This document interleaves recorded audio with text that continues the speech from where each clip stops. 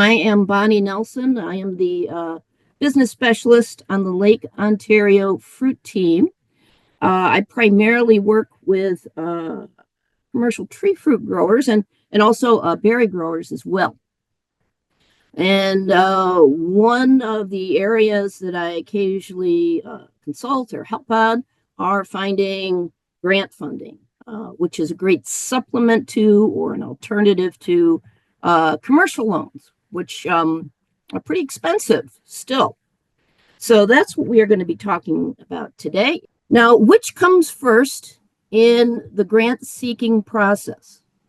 The project idea or the farm grant? What do you think? Here's the answer, okay?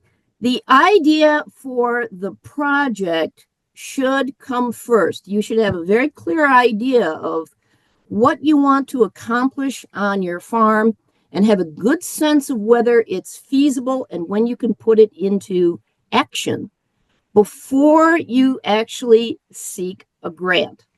This is a common mistake that people often make. They may be looking through their emails that they receive from, from Cooperative Extension or the Farm Service Agency or, some other website, and they see, wow, there's a great federal grant or there's a great state grant and it's worth a lot of money. I could use a lot of money on my farm. What could I do with that? And they go for it. By doing this, they are really putting the cart before the horse. Okay, this is not how you should approach it. Rather, you should have an idea, engage in some planning. Wow, in the next maybe 2 to 3 to 4 years, there are certain kinds of projects that we would like to complete on the farm. Maybe we want a new structure, maybe we want to put some irrigation in, perhaps we want to become GAP certified, or we would like to transition part of our land to become USDA certified organic or something. So you have some projects you would like to be put in place. And you really need to sort of do some research and develop those project ideas to a certain point before you go out and seek some grant funding. Why is that the case? Grants pay for only part of a project up to a fixed amount. There'll be a ceiling on the amount of grant money that they will give to any recipient. Usually it's up to 50% of the cost of a project. So you need to be able to have a fairly good idea of what your proposed project is going to cost before you can actually prepare an application. All right, this is non-negotiable. You have to tell them how much it's going to cost you to build your structure, install your irrigation, or become GAP certified. So you need to do some research on the project first. Another reason is that you have to convince grant agencies that you can cover the part of the project costs that are not eligible for grant funding. We said they'll only pay up to a certain percentage. Frankly, I can't think of a grant program that paid more than half of the cost of a project. Usually it can be anywhere from maybe 35 to 50%. It's pretty typical. So that grant agency is going to want to know where you intend to get the other part of the money that's needed to complete that project. And that may mean you have to go and get pre-approved from a commercial lender or from the Farm Service Agency, or you may need to have a line of credit from your bank. You may need to establish through your tax returns and records of savings that you have the cash on hand to pay for the other half of that project. Assembling all of this information and getting pre-approved takes time. It will especially take time if you're working with the Farm Service Agency.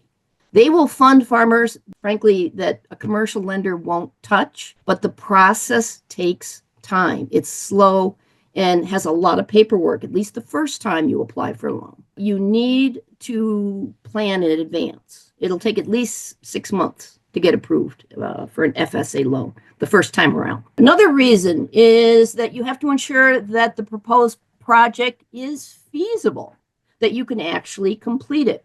A funding agency won't want to give you 50% of the money for a project that will never be completed.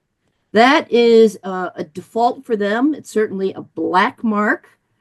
Just as just as a commercial lender doesn't want to make a loan to someone who can't repay it or won't repay it, well, a grant funding agency doesn't want to give a grant to a recipient who can't or won't complete the project. This means that you need to investigate all of the requirements for your proposed project before you seek funding. So I'll give you an example. Let's say we have a group of apple growers, right? I work with apple growers a lot. So we'll say apple growers. New York State has a new initiative. It's called the New York State 30% Initiative. And what it does is it gives public schools a lot more money to subsidize school lunches for kids if they agree to source at least 30% of the products that they use to make school lunches from producers in New York State, right? And these apple growers are aware of this. They know that schools are going to be looking for products they use that are produced in New York. Let's say they want to make applesauce, right? They put applesauce in school lunches. Or maybe they want to make sliced apples. And the schools that buy those will help. That means they get, well, the schools now from the state only get 5.9 cents per school lunch. That's all the money they get to pay for the ingredients and the labor and such. They'll get up to 25 cents if they source at least 30% of the products from New York State producers. So this is a way to help them get more money. But that means we have to make a processing plant, maybe to produce applesauce and to produce little packages of sliced apples, right? And of course, our growers are going to supply all of these. We need to make sure that we can actually build this kind of facility. We need to investigate what kinds of permits are needed, what kinds of licenses are needed. Do we have a location, and will it be allowed to be built in that particular location?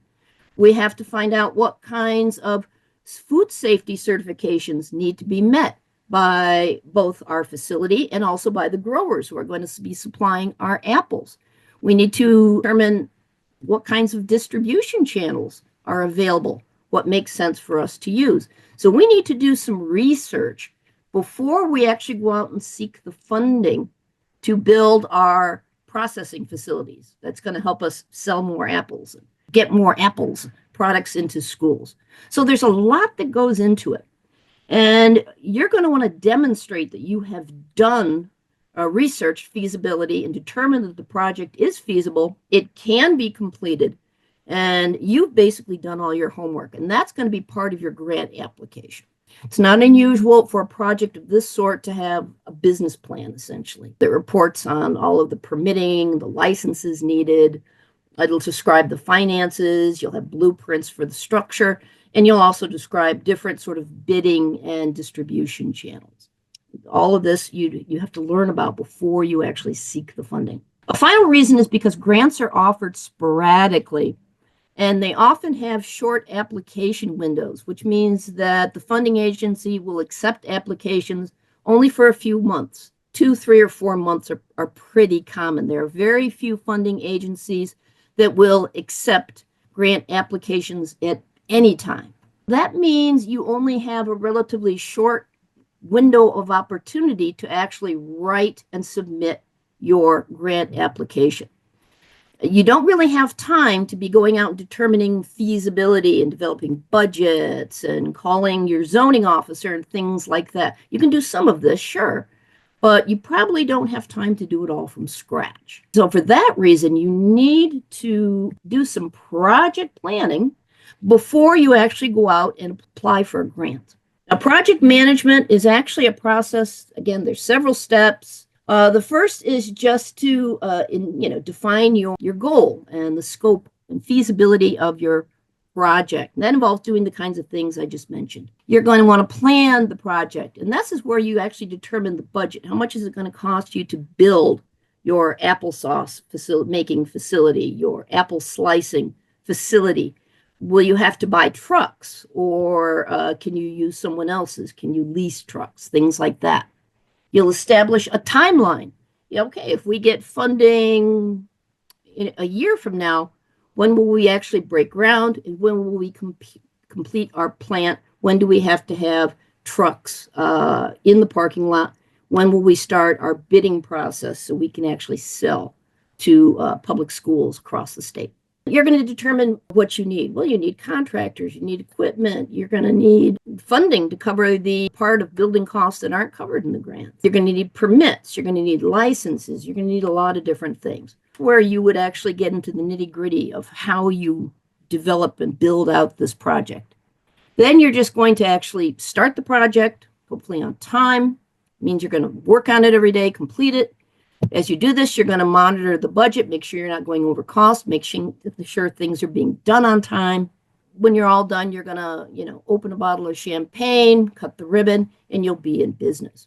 Ideally, you should seek grant funding during or after the planning stage, or it's going to be during the initiation and planning stage. That is when you actually go out and apply for funding.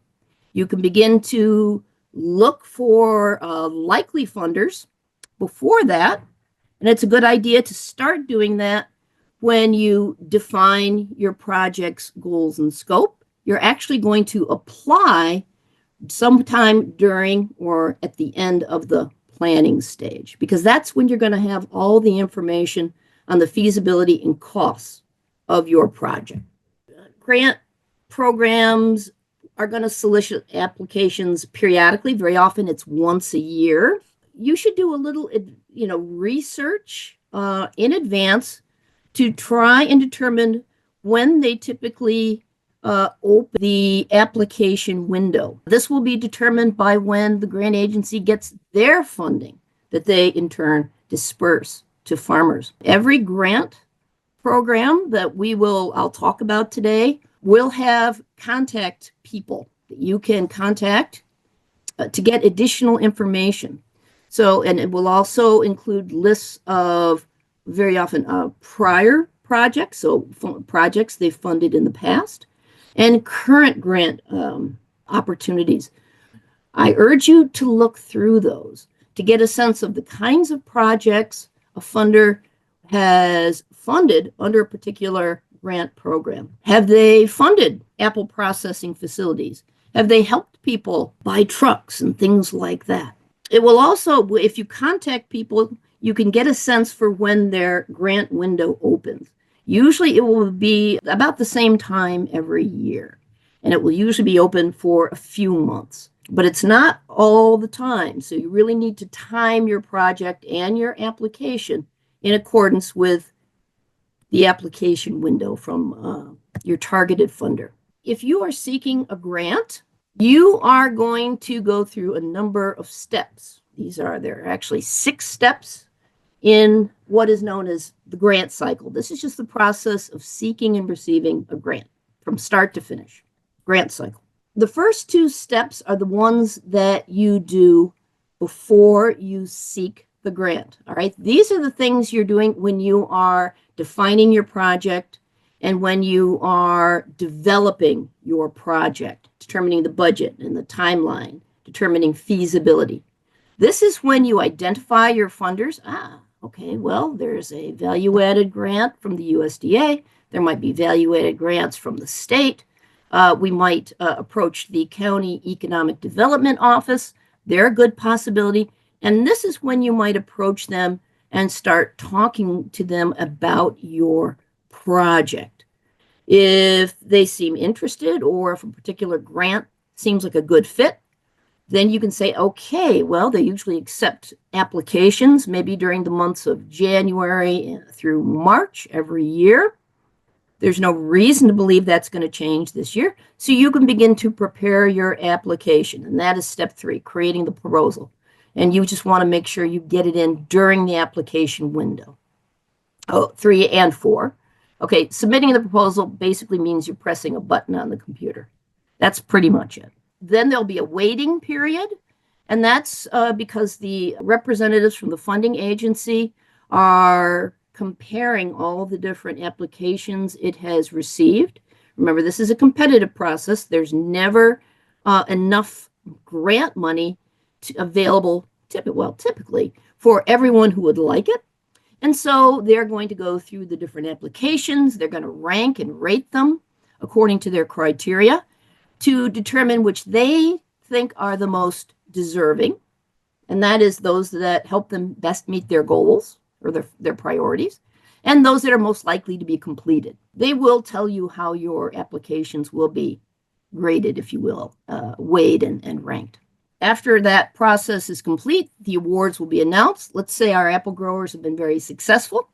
They have received, let's say they received $250,000 from different funding agencies to help them build their applesauce plant, maybe their apple slice plant, and to have a small number of delivery trucks. Grants are going to have to be managed, which basically means you're going to file progress reports on a quarterly basis. Is pretty typical for most state and federal programs. It's not like you get the money and then go away. You have to keep saying, okay, this is how we're using your money, and this is the progress we're making. At the end of the process, when the plant is completed and you pop the champagne and cut the ribbon, you would submit a final report saying, here is the facility. We're now processing X number of pounds of apples. We're selling to this many schools, and things are great. When you look for grants, you want to do it proactively. You don't have a lot of time to prepare your application.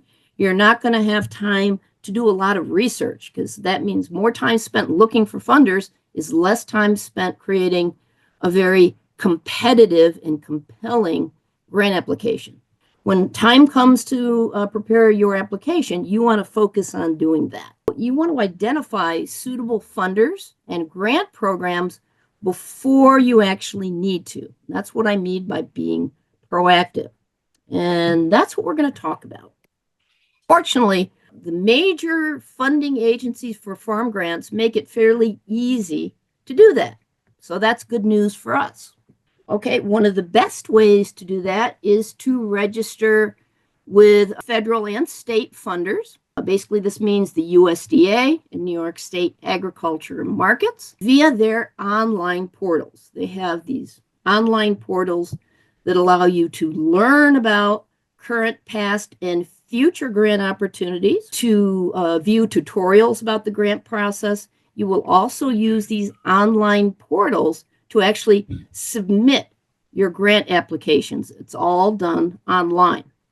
And the only time that you will actually interact with a person from the USDA or from Ag and Markets, well, you can do it in the workshop we're going to have next month. But the only other way you would do that is if you actually send an inquiry. There will be contact people listed for different grant programs. You can always call them and ask questions, and I encourage you to do that. So let's say you log on to the USDA portals. Basically, this is called grants.gov, and there is a link down to it right there, and that is a live link.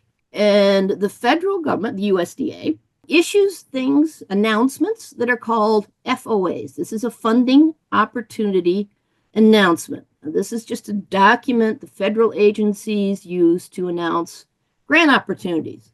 They will announce upcoming opportunities. So, hey, we're going to have a grant opportunity maybe for value-added producer grants or beginning farmer grants. Perhaps they're going to be between March and April 2025. So they'll give you a couple of months advance notice as a heads up, which is very nice, because then you can get your planning started. You can start gathering all the information you need if you haven't already. They will also tell you about current or open programs. So these are programs that are currently accepting applications. A funding opportunity announcement will have some basic information.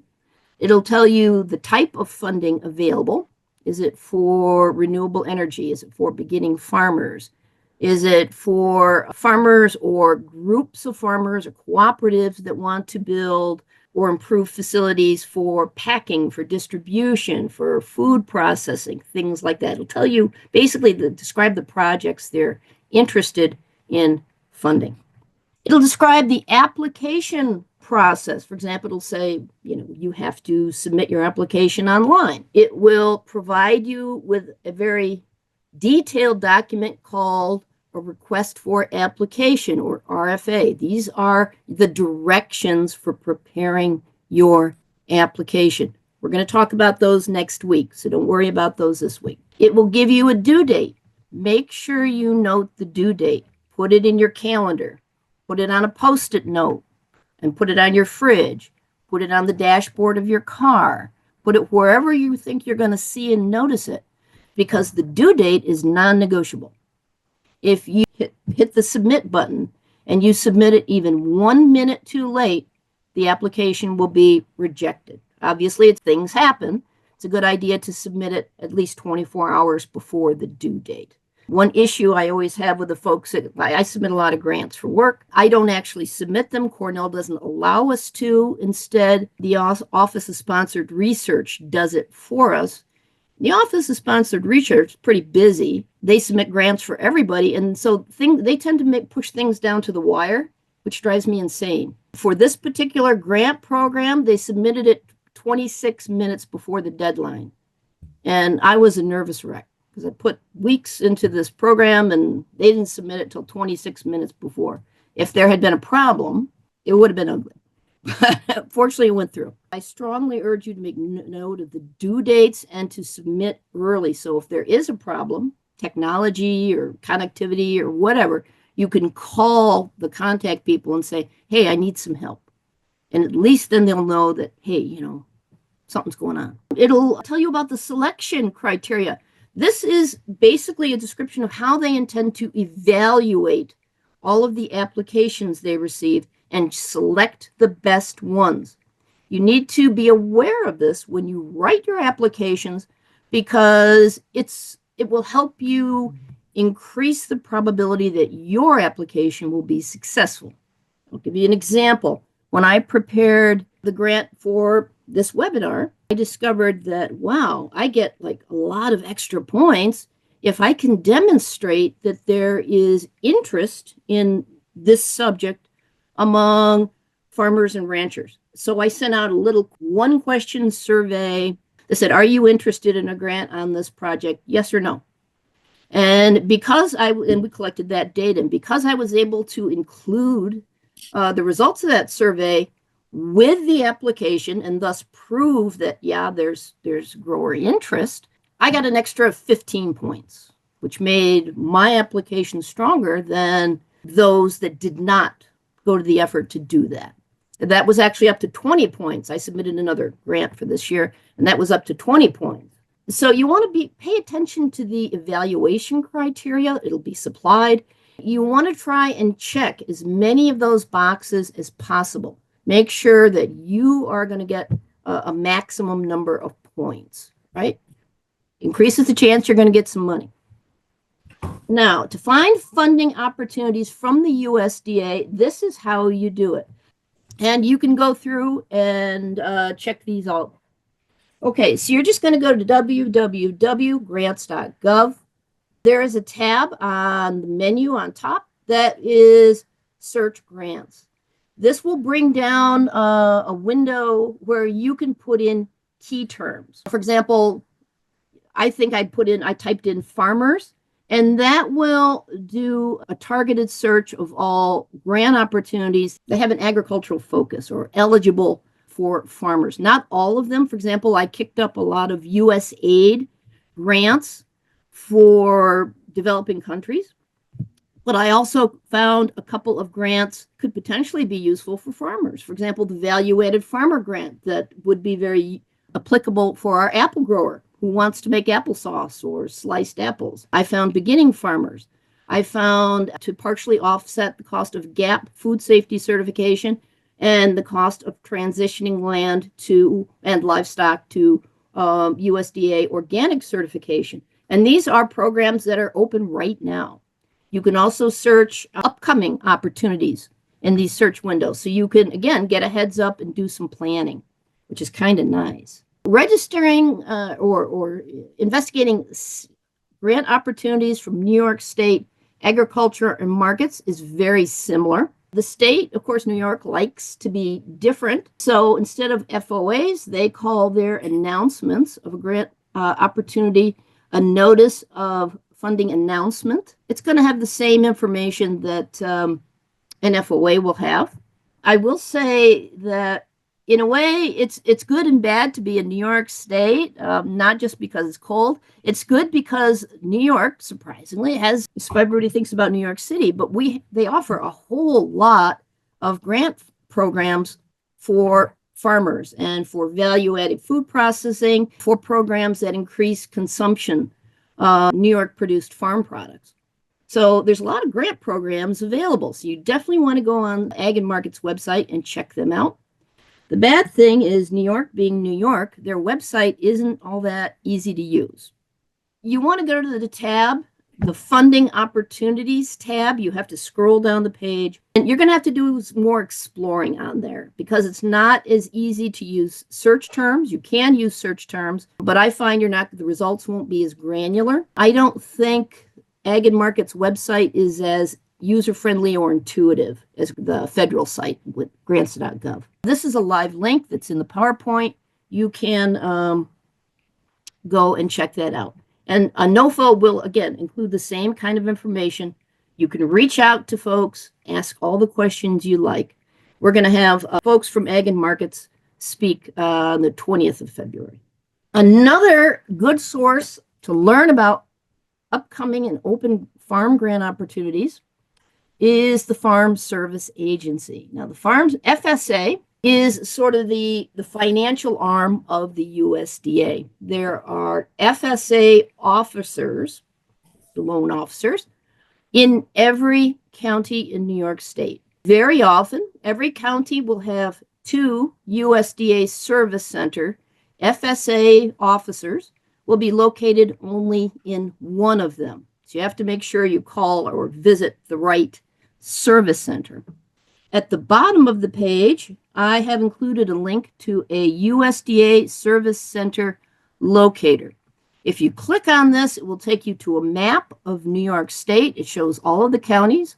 All you have to do is click on a particular county, and it will give you the address of the USDA service centers in that county. It will also tell you what offices are located in each service center. You just want to look for the service center that has FSA listed. The FSA is where you would get a farm loan. They provide many, many different kinds of farm loans.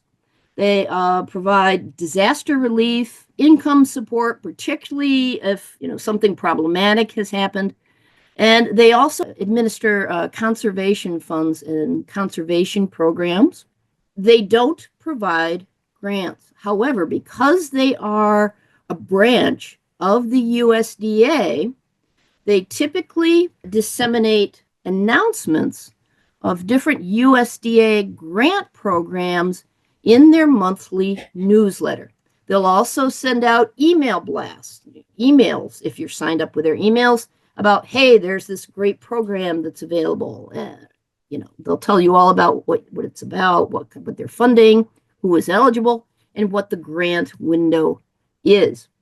At a minimum, they will send you a monthly newsletter, which is a digital newsletter, and periodic email announcements. For example, last week we talked about the marketing assistance program for specialty crop growers. This was not a grant, but it was kind of a one-off, hey guys, here's some money if you qualify. One-time payments, which was, wow, very nice. That was sent out. That was sort of announced both in the FSA newsletters and in separate emails because it was a USDA program. If you have gotten an FSA loan, you're an FSA customer, so you've applied for disaster relief or you've gotten a loan through them, chances are you'll already be signed up and you are already getting these kinds of newsletters. But if you haven't been a client or a customer, you can still receive the newsletters and the announcements. You just need to stop in at the service center, or you need to call them or email them and say, hey, I'm very, very interested in receiving your monthly newsletter with FSA updates or USDA updates. Please add me on.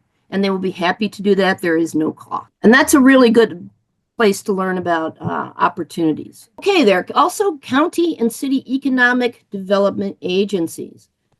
Every county in New York will have an economic development agency of some sort. This is an organization that receives federal and state funds for economic development projects. It is responsible for distributing those on a county level. Many cities will also have an economic development agency of some sort. We're talking about, larger cities generally. So a city like Syracuse, Buffalo, Rochester, Albany, New York City, of course, all of the 5 boroughs, Binghamton. I don't know if Ithaca has one or not, but they will have basically funds available to support different kinds of projects that help to grow the economy. And their priorities are things like job creation. They want to generate sales tax. They want to increase tourism. They want to improve the growth and health of the county economies. Cities tend to be focused a lot on supporting and expanding local food systems within the confines of the city. And they're particularly interested in projects that help get fresh, healthy food into food deserts, communities or parts of the city where there aren't a lot of supermarkets. They just don't exist. Again, I have a friend, actually, they're a group of 3 people who got a fairly large grant from the city of Rochester to establish a store that has a bakery and a retail space for fresh produce in the 19th Ward in inner city Rochester. There are no supermarkets there. There are people who are buying food from dollar stores, which don't have fresh fruit and vegetables and a lot of healthy choices. And so they received a grant to help create such a space. And they source all their product from New York State producers. That is a possibility if you are within, they will have geographic limitations. So county development agencies will only want to fund projects that are within their county. City development agencies want to develop projects that are located within their city. So that's something to think about. But they may be a bit more flexible about timing and about the types of projects they're willing to fund. Their priorities are generating taxes and appealing to tourism and job creation. And they're a bit more flexible about how that happens. So the projects that are funded may be a little more flexible there. The best way to learn about these opportunities is to contact the folks at the county and the municipal economic development agencies directly. All counties will have a web page. So if you go to the county web page, and there will be, and just search for economic development, it will give you a list of the people who work in that agency along with their contact information. I would call them up, tell them that, you have ideas maybe to expand or to grow or to create a new business. Bear in mind that, hey, it would add a certain amount of jobs. It might produce sales taxes. Certainly, if you're producing anything alcoholic, it will produce taxes. Anything associated with agritourism might produce room night taxes, increased tourism, things like that. If you want to tell them how it's going to improve local food systems, things of that nature, and then go in and talk to them and kind of make an elevator pitch, if you will. It's very important to develop relationships with folks in city and county economic development offices. Again, it's a little less impersonal. It will be less, okay, we're going to take every evaluation process but it'll be more personal. At the federal and state level, they're basically going to compare all applications against a score sheet. So many points for this, so many points for this, and it's pretty cut and dried. It'll be a little less cut and dried at the local level. Know this and use it to your advantage. Go and set up friendly relationships with these folks. Get to know them and learn what their priorities and how you can best meet them, help them meet them. And that's what they're interested in. That's what they're there for, right? So I really think that county economic development grants or funding, often it can be low-hanging fruit, all right? So this is definitely one you want to check out. And again, we will have a county economic development officer, speak on the 27th. Okay, Cornell Cooperative Extension. I got to give a plug for the home team. Obviously, Cooperative Extension does not offer or administer grants. We're not a grant. We seek them. We don't give them out. However, we do disseminate information. That's the whole job of Extension. County cooperative extensions and the regional teams, like my team, will have periodic publications, and we have disseminate emails either to the public or to our members. And very often we will, if a good grant opportunity comes by and we think that local farmers and ranchers would be interested in the opportunity or would be suitable for them, we will disseminate it. And we actually are generally notified about, usually someone within the Cornell Extension system will themselves be notified, and then they will sort of copy the email to all extension agencies or to all counties. And then we will decide, okay, let's put this on our cooperative extension website, or let's send this out in our monthly publication, or let's send out a special email blast to all of our members or to all the farmers on our listserv. This is a less reliable source just because there is an element of someone, usually at the county or the team level, has to decide, gee, we should or should not publish this. And it's possible that it could get missed if someone's on vacation. So perhaps there's a great grant opportunity, but I am on vacation for a few weeks and I'm not regularly checking my email. I like to travel internationally. So, the particular email may not get distributed to our members or to eligible farmers in a speedy, reliable fashion. Not saying that always will happen. It's a good thing to do, but it's not something you should rely on exclusively. You want to do it in addition to the other activities I've described. CCE can really talk about all kinds of different funding programs, not just grants. For example, we publicize the MASC, the Specialty Crop Marketing Assistance Program, pretty heavily via email. Certainly, you want to check the Cornell Cooperative Extension website in your county, at least on a monthly basis, maybe every other week would be better, just to see if there are any new grant opportunities listed there. You want to establish relationships with your extension agents in your county, particularly if you have agricultural extension agents or if you have business extension agents. Every county is a little bit different. And you let them know ahead of time, hey, I'm a beginning farmer. I would like to get money for certain types of projects. If you learn about any grant opportunities, please let me know. Send them my way. Or our apple processor. Wow, I'm really planning to make applesauce and sell it to schools so they can take advantage of the New York State 30% incentive program. Fantastic. So if you know of any evaluated producer grants or other types of grants, please let me know. And very often they will be happy to do that. That's our job, right? That's what we do. You want to sign up for listservs that have email announcements delivered to you. For example, my regional team has over 300 members.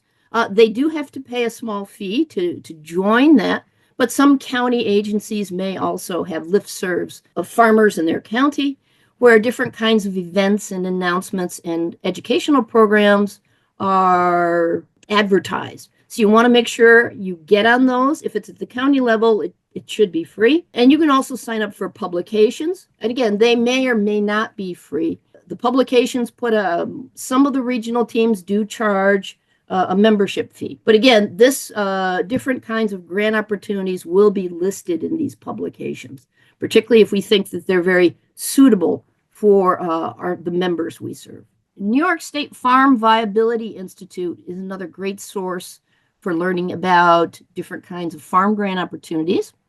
This is a private nonprofit organization that provides different types of grants for agriculturally related research and education that just helps farmers be more succeed.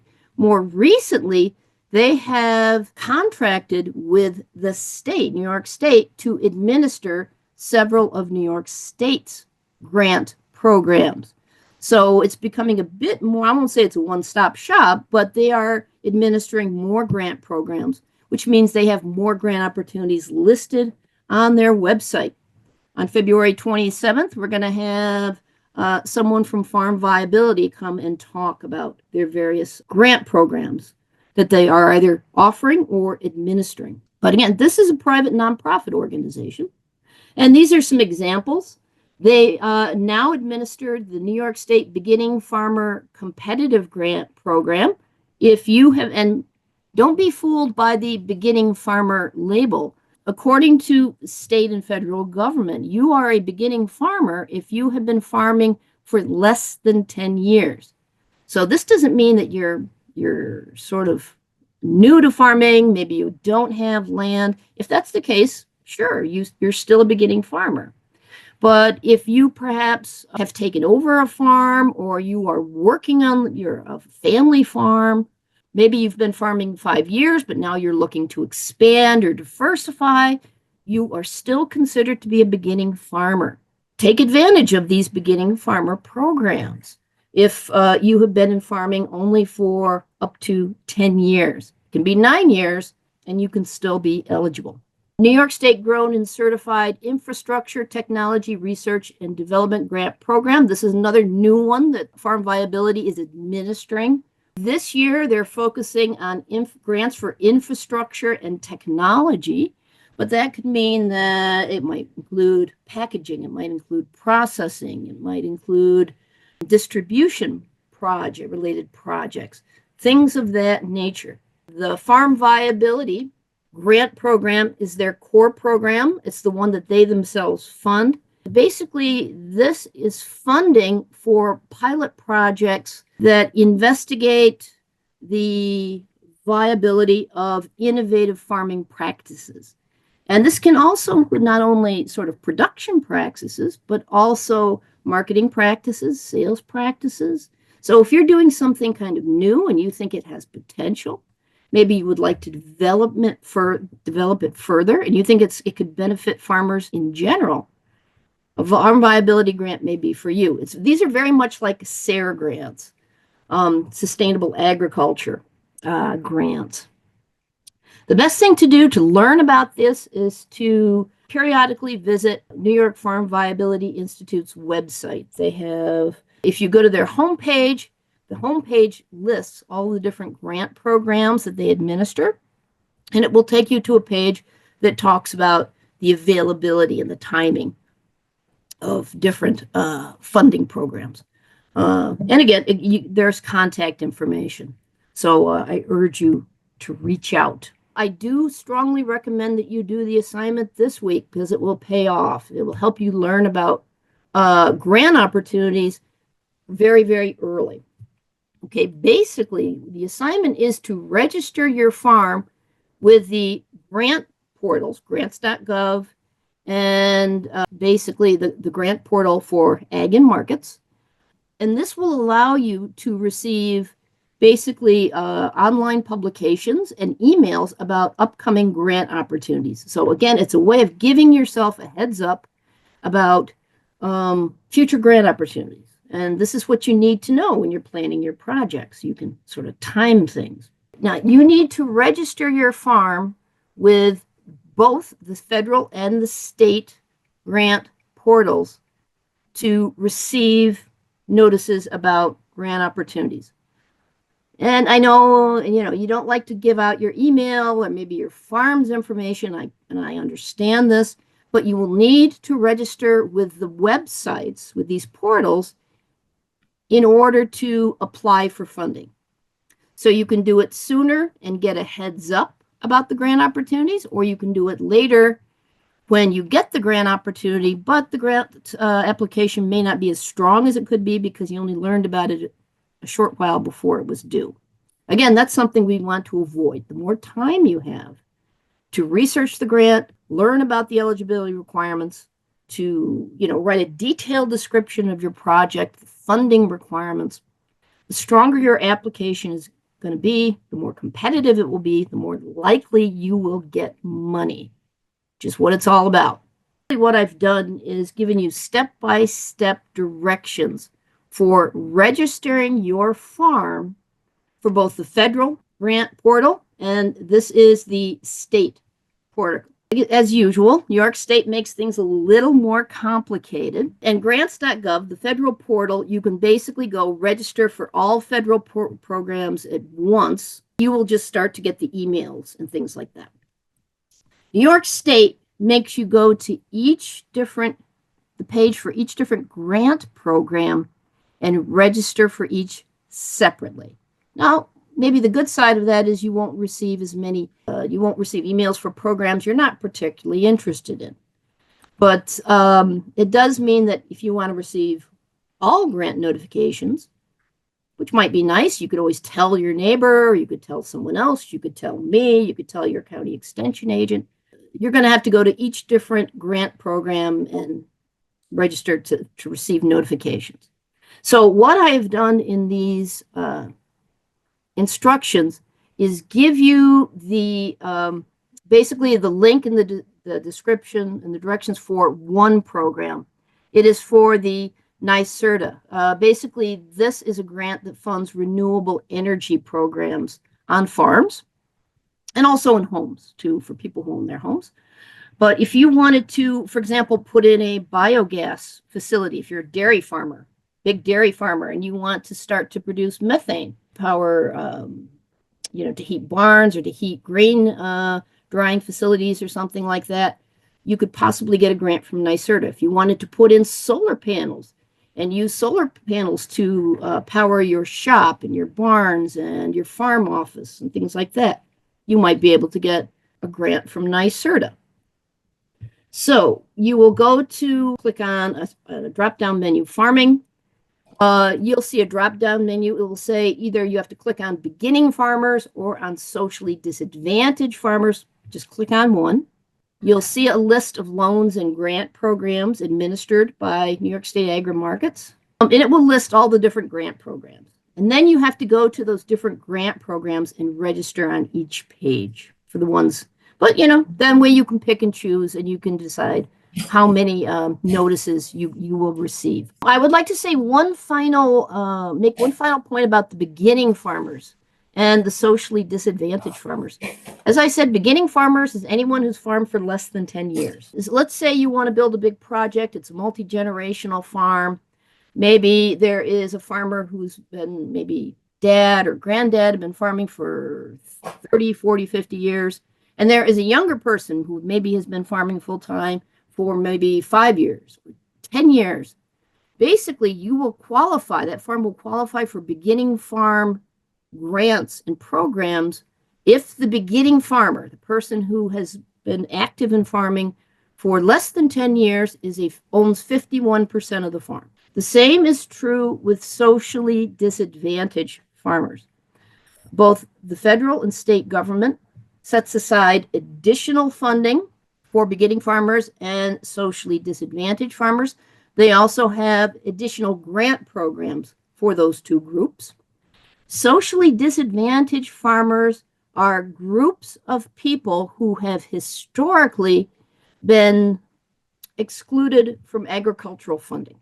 Historically, they are women and people of color, ethnic minorities. So things like Asians, Pacific Islanders, African Americans, Hispanics and Latinos. There are also some types of veterans are considered to be socially disadvantaged as well. There are many, many states, it would surprise you, in New York State that are owned, maybe it's a husband and wife team who owns the farm.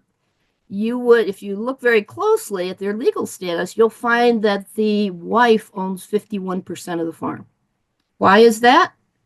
It qualifies the farm to receive socially disadvantaged status in grants, in loans, and in all types of federal and state funding. That means that you get funded when the money runs out for non-socially disadvantaged farmers, or that you're eligible for additional grant or program opportunities. It's something to think about, something to think about. So I know I am a socially disadvantaged farmer. I figured it's one of the times that, being a female is an advantage in this world, I think. So, okay, that's all I've got. Strongly encourage you to go and register your farm, go to the portals and sign up for these announcements. And so you get heads up very early and regularly, and also to go and check those other sites that we talked about.